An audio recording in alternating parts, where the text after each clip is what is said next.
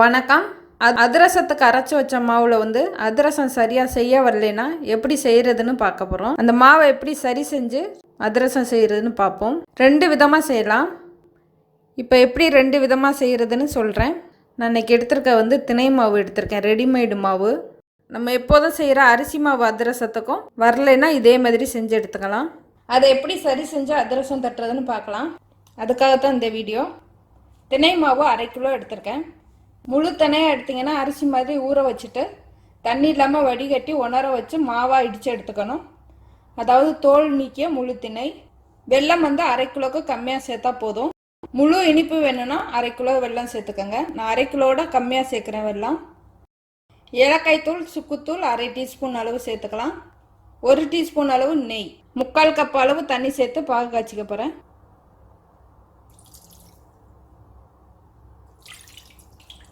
கருப்பட்டிலே இது செய்யலாம். வெல்லம், கருப்பட்டி, நாட்டு சர்க்கரை எது வேணாலும் எடுத்துக்கோங்க. எதை எடுத்தாலும் நல்லா கரைச்சிட்டு வடிகட்டி எடுத்துக்கணும். நல்லா கரைஞ்சிருச்சு, வடிகட்டி எடுத்துக்கிறேன்.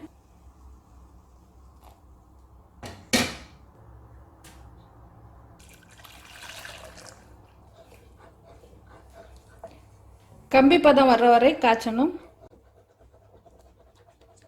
ஒரு கிண்ணத்தில் தண்ணி எடுத்து வச்சுக்கோங்க. பாகு அப்பப்போ எடுத்து அந்த தண்ணியில் விட்டு பார்த்தா தெரியும்.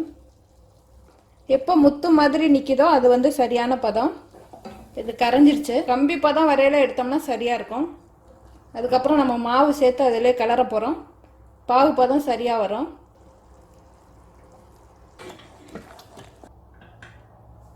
இந்த மாதிரி கரையாமல் முத்து மாதிரி ஒரே இடத்துல இருக்கணும். உருட்டி எடுத்தால் எடுக்க வரணும். ஒரு அகலமான கடாய் வச்சுட்டு பாகு இதில் சேர்த்துடலாம். சேர்த்து கொஞ்சம் கொஞ்சமாக மாவு சேர்த்து கிளறணும். அடுப்பு வந்து சிம்மில் வச்சுக்கணும். பாகு சேர்த்துட்டேன். கொஞ்சம் கொஞ்சமாக மாவு சேர்த்து கிளறலாம்.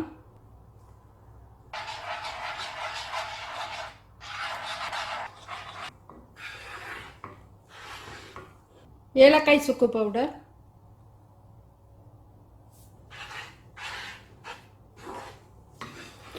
கொஞ்சம் இலக்கமாகவே எடுத்து வைக்கணும், மறுநாள் நல்லா இறுகிடும். ரொம்ப கெட்டி ஆயிடுச்சுன்னா மாவை வந்து அடுப்பில் வச்சு இலக்குனீங்கனாலே இலகிடும். இல்லைன்னா சுடுதண்ணி சேர்த்து இலக்கிக்கோங்க.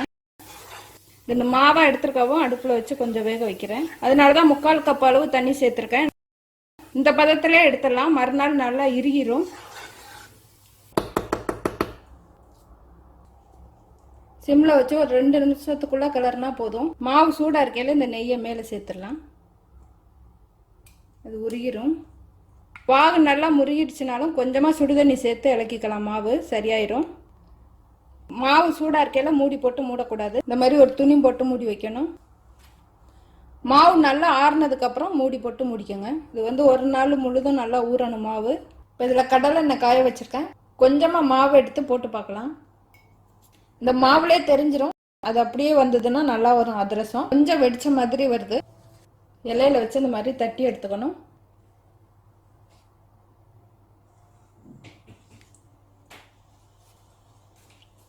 சின்னதாக மாவு எடுத்து போட்டு பாருங்கள். உடையாமல் வந்ததுன்னா அப்படியே செடலாம்.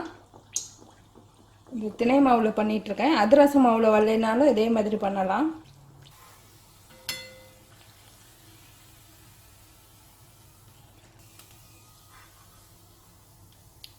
ஒழுங்காக வரலைன்னா இந்த மாதிரி தான் வெடிச்சு வெடிச்சு வரும். இப்போ இந்த மாவை எடுத்து அடுப்பில் வச்சு இலக்கிட்டு கொஞ்சம் கோதுமை மாவு சேர்த்து கலந்துக்க போகிறேன். மாவை இலக்கிக்கிறேன் எடுத்துட்டு. இதில் வந்து இனிப்பு சரியாக இருக்குது. இன்னும் ஒரு 1/2 கப் மாவு சேர்த்தாலும் இனிப்பு சரியாக இருக்கும். உங்களுக்கு இனிப்பு சரியாக இல்லைன்னா கொஞ்சமாக வெல்லம் சேர்த்து பாகு காய்ச்சிட்டு அதில் இந்த மாவை சேர்த்து கலந்து விடுங்க. கோதுமை மாவு 1/2 கப் அளவு சேர்க்குறேன். இதில் கொஞ்சம் இலகட்டும். ரொம்ப கெட்டியாக இருந்ததுன்னா கொஞ்சமாக சுடுதண்ணி சேர்த்து இலக்கிக்கலாம். கொஞ்சமாக சுடுதண்ணி. வராத அதிரசத்துக்காக அந்த மாதிரி செய்கிறேன். நல்லா கலந்து விடணும். இதை முதல்ல இலக்கிக்கலாம். அதுக்கப்புறம் கோதுமை மாவு சேர்த்து கிளறணும்.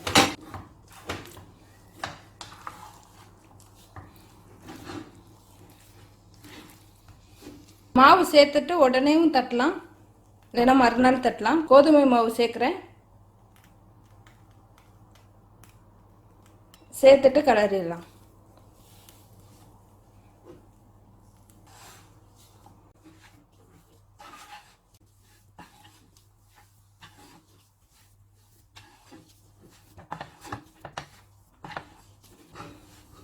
அடுப்பு ஆஃப் பண்ணுறேன். நல்லா கெட்டியாயிடுச்சு.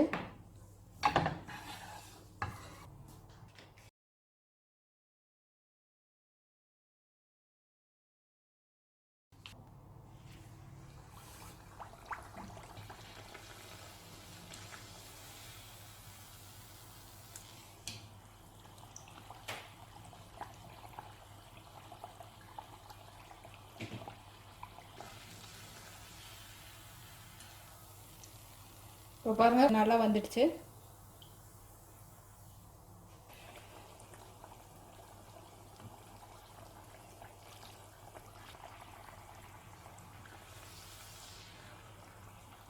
மாவு நல்லா புளிச்சதுன்னா மேலே வந்துடும். நம்ம வந்து கோதுமை மாவு வேறு சேர்த்துருக்கோம், அது புளிச்சிருக்காது. மறுநாள் செஞ்சோன்னா நல்லா மேலே வந்துடும். இப்போ நான் கோதுமை மாவு சேர்த்த உடனே செய்கிறேன். அது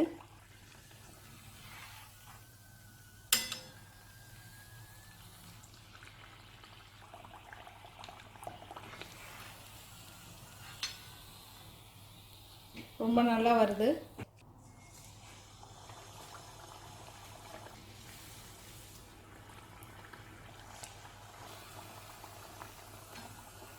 சீக்கிரம் செவந்துடும். கொஞ்சம் கருகாமல் பார்த்து எடுக்கணும். அடுப்பு வந்து மிதமான தீயில் வச்சுக்கோங்க. கொஞ்சம் மாவு புளிக்கணும். இப்போ மாவு புளிச்சதுக்கப்புறம் நாளைக்கு எப்படி செய்கிறேன்னு பார்க்கலாம். இப்போ அடுப்பு ஆஃப் பண்ணிடுறேன். கோதுமை மாவு சேர்க்குறதுக்கு முன்னாடி சுட்டது இந்த மாதிரி வெடிச்சு வரும். இது வந்து இப்போ சுட்டது. நாளைக்கு மாவு புளிச்சதுக்கப்புறம் எப்படி சுடுறேன்னு பார்க்கலாம். இன்னொரு விதம் சொல்லியிருந்தேன் இல்லையா, அதை எப்படி செய்கிறேன்னு பார்க்கலாம். அதிரசம் மாவு கொஞ்சமாக எடுத்திருக்கேன். வீட்டில் இட்லி மாவு தோசை மாவு இருந்ததுன்னா அதில் சேர்த்து கலந்துடலாம். இது பணியாரமாக ஊற்றி எடுக்கணும். பணியாரம் செஞ்சதுக்கப்புறம் அன்னைக்கு சாப்பிடணும். ஏன்னா இட்லி மாவில் கலந்து செய்கிறனால கெட்டுடும். கந்தர்ப்பம் மாதிரி வரும். கந்தர்ப்பம் எப்படி அன்னைக்கு சாப்பிடுவோமோ அதே மாதிரி தான் இது சாப்பிடணும். நிறைய மாவு இடிச்சிட்டிங்கன்னா கொஞ்சம் கொஞ்சம் மாவாக எடுத்துட்டு இட்லி மாவில் கலந்து அன்னைக்கு சுட்டுக்கலாம். இட்லி மாவு எடுக்கிறேன். இதில் இந்த கலர் வந்து வேறு மாதிரி இருக்கும். இது வந்து இட்லி மாவு தான், கேழ்வரகு இட்லி மாவு. இது அரிசி இட்லி மாவு இல்லாதனால கேழ்வரகு இட்லி மாவு எடுத்துக்கிறேன். இந்த அதிரச மாவை வந்து இதில் சேர்த்து கலக்கப்புறேன். கையால் நல்லா பிணைஞ்சு விட்டுட்டு இந்த மாதிரி பிசுறு பிசுறாக தங்கும். இதை வந்து மிக்சியில் சேர்த்து ஒரு அரை அரைச்சிக்கலாம். மிக்சியில் சேர்த்துருக்கேன். இந்த பிசுறு இல்லாமல் அரைச்சி எடுத்துக்கலாம். இனிப்பு வந்து அரை இனிப்பு, இதில் உள்ள இனிப்பே போதும். இனிப்பு சேர்க்க வேண்டாம். இனிப்பு பத்தலைன்னா சேர்த்துக்கோங்க. இன்னும் கொஞ்சம் போல் தண்ணி சேர்த்து கலந்துக்கலாம். மிக்சியை கழுவி சேர்த்துக்கிறேன். கந்தார்பத்துக்கு மாதிரி கலந்து எடுத்துக்கினா போதும். பணியாரம் நல்லா சுவையாக வேணா தேங்காய் பூ சேர்த்து, இப்போ நம்ம மாவு அரைச்சோம் இல்லையா மிக்சியில், அப்போ வந்து கொஞ்சமாக தேங்காய் பூ சேர்த்து அரைச்சிக்கோங்க. நல்லா சுவையாக இருக்கும். எண்ணெய் காஞ்சிடுச்சு, ஒவ்வொன்றா ஊற்றி எடுக்கலாம். இந்த பணியாரம் நல்லா பஞ்சு பஞ்சாக வரும்.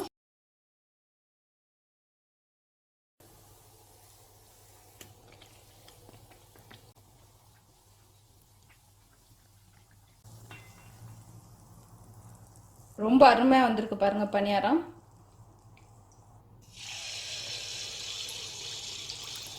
அதிரச மாவு நிறைய இருந்ததுன்னா அப்பப்போ கலந்துக்கினா போதும். 10 நாளுக்கு மேலே கெடாமல் இருக்கும் அதிரச மாவு. இனிப்பு பார்த்துக்கோங்க. இனிப்பு பத்தலைன்னா கொஞ்சம் சேர்த்துக்கணும். 3/4 இனிப்பு அரை இனிப்பு இருந்தால் போதும். அதிரசத்துக்கு வந்து இனிப்பு அதிகமாக இருக்கும். கந்தர்ப்பத்துக்கு கொஞ்சம் கம்மியாக சேர்த்தாலே போதும். அதிரசம் வரலைன்னா எப்படி பண்ணுறதுங்கிறதுக்காக தான் இந்த வீடியோ எடுத்திருக்கேன். இப்போ இது வந்து சிறுதானிய பணியாரமாக ரெடி ஆயிடுச்சு. இட்லி மாவில் கலந்ததுக்கப்புறம் ரொம்ப நேரம்லாம் வைக்க வேண்டாம். எண்ணெய் ரொம்ப இழுக்கும். இட்லி மாவில் கலந்ததும் சுற்றணும்.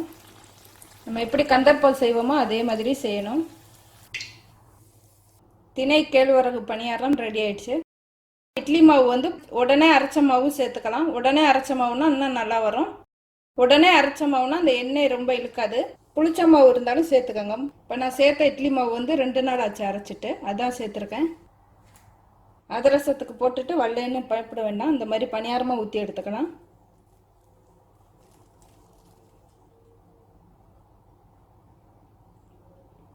கேழ்வரகு மாவுங்கவும் அங்கங்கே புள்ளி புள்ளியாக தெரியுது. அரிசி இட்லி மாவுக்கும் நல்லா வரும்.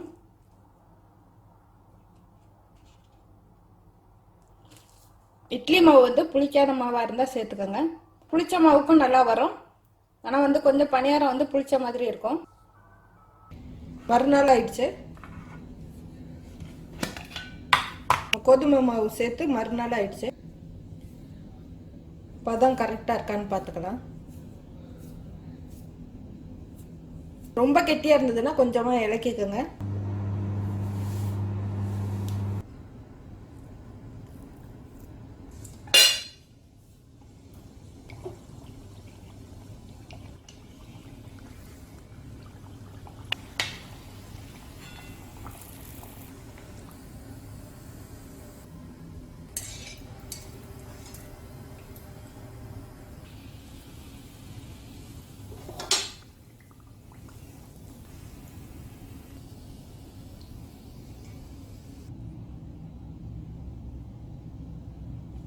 தினை மாவில் கோதுமை மாவு சேர்த்த அதிரசம் ரெடி ஆயிடுச்சு. இந்த பதிவு வந்து எப்படி அதிரசம் வராத மாவை வந்து அதிரசம் செய்கிறதுங்கிறதுக்காக தான். நன்றி.